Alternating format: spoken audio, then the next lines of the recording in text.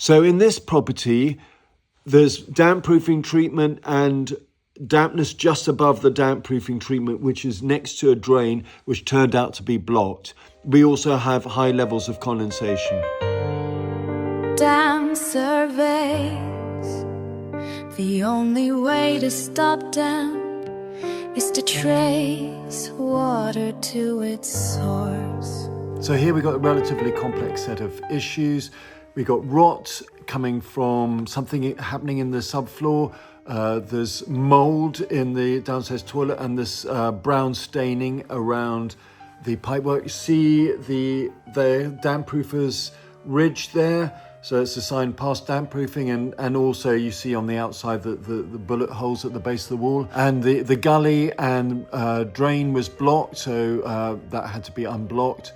But we see water rising up either side of the hallway, which is where the key damp issue is. And I think in this property, there's essentially two damp issues that have different causes, I believe. So the most likely root cause is water entering into the subfloor from the blocked drain, which I unblocked, and hopefully that should solve all the problems. But there are essentially four routes into the subfloor. There's rising damp, but this isn't an area of London where you get rising damp, because rising damp comes from groundwater. There is condensation dripping into the subfloor void, and that is a strong possibility. There is drainage system, mains water drainage system, and the mains water was fine. I asked the owner to test out the drainage system with a CCTV camera, and that was done. And that there was only one area that couldn't be tested, and that was in the U-bend, but that's less likely to have a leak there because the trap was holding water. And then the other one is coming from the neighbouring side, and I wasn't able to enter the neighbouring side, but I just think the symptoms are less likely to line up with leak from the neighbouring side because it's on both sides of the hallway. So I think the most likely cause is the drain that was unblocked, but there are high levels of condensation. So in the kitchen, there's no externally ducted extractor fan, and there's a lot of moisture forming around the kitchen. You can actually see condensation dribble marks. So we know that condensation's an issue. If we look on the other side of the wall, there's greenery around the corner on the neighbour side. I didn't get a direct view of it, but I saw pictures of it. Now, there wasn't a huge amount of greenery, suggesting that it probably isn't overflowing too much. But what you should really do is look to see what's happening during a rainstorm, see where the water's going.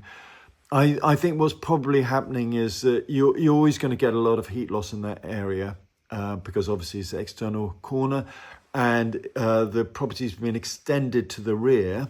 So that suggests that the rest of the extension is probably well insulated. So it's just that zone that's poorly insulated. And a little bit of water, what happens is it causes dampness to brickwork, which causes heat loss, and it's the heat loss that causes, increased condensation, essentially. It would cause brown staining if it was penetrating the whole way through, and is marginal staining. You can see the brown staining on the bottom of the wall. Now, you get brown staining and rot. That's blue stain in service.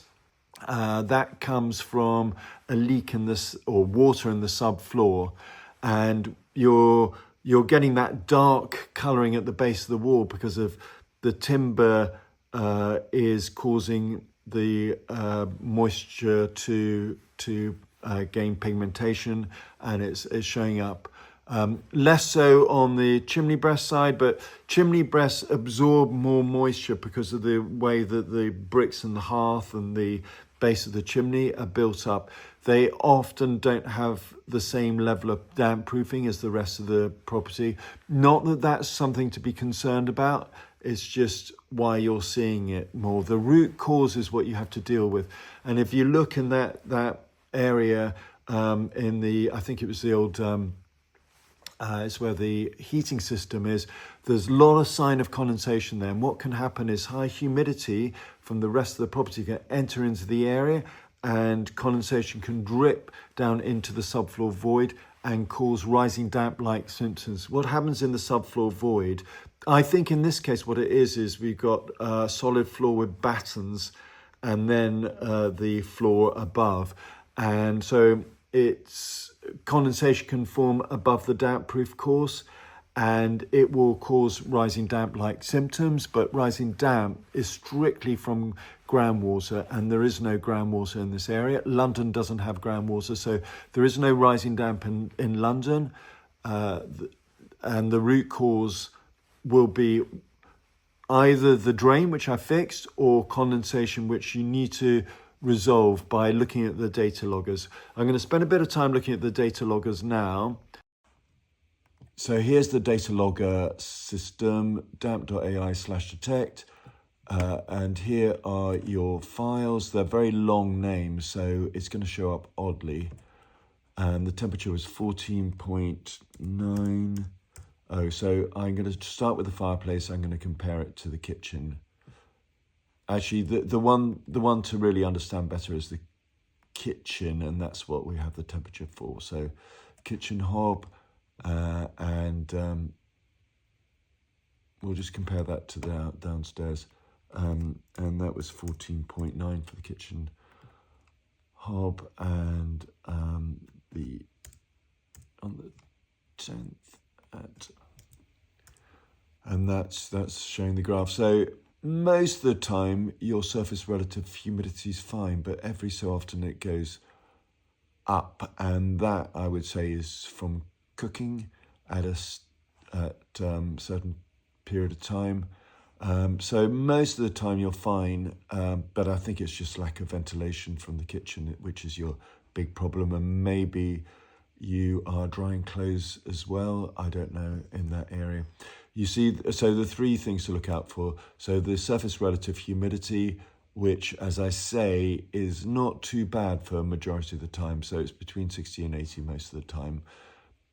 This is taking into account the temperature of the surface of the wall, but every so often you peak. So at the beginning of, or I think it was on the 19th, so at you got 100% relative humidity, or as near as, on at 10 p.m. on the 19th. And this, so the three things to look out for: surface relative humidity, the dew point. The dew point is a measure of the amount of vapor in air compared to, well, it's just the measure of the amount of vapor in air described as a degree centigrade. Perfect ventilation, you'd have the same as the outside, and this bottom external dew point is the outside vapor level, and you want to really keep this line here below the outside temperature to reduce the risk of condensation and mold. It's not always possible to keep it down, but if you run dehumidifiers and ventilation, that will work. That will solve the problem there. And monitor. This line here is the third thing, and this is the dew point differential line. And this tells me when it's above the graph that that's where the vapor is coming from relative to the rest of the property or the hallway. And so this is cooking is probably your primary issue in that area, and lack of ventilation and dehumidification will be your solution.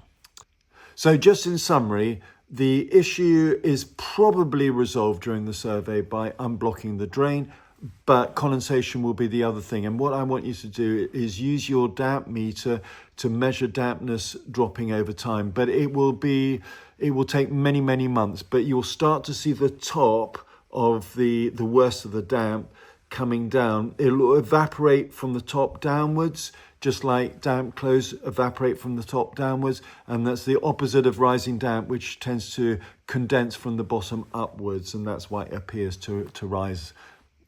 So thank you very much. And it's a complex survey, so it will take many months to solve.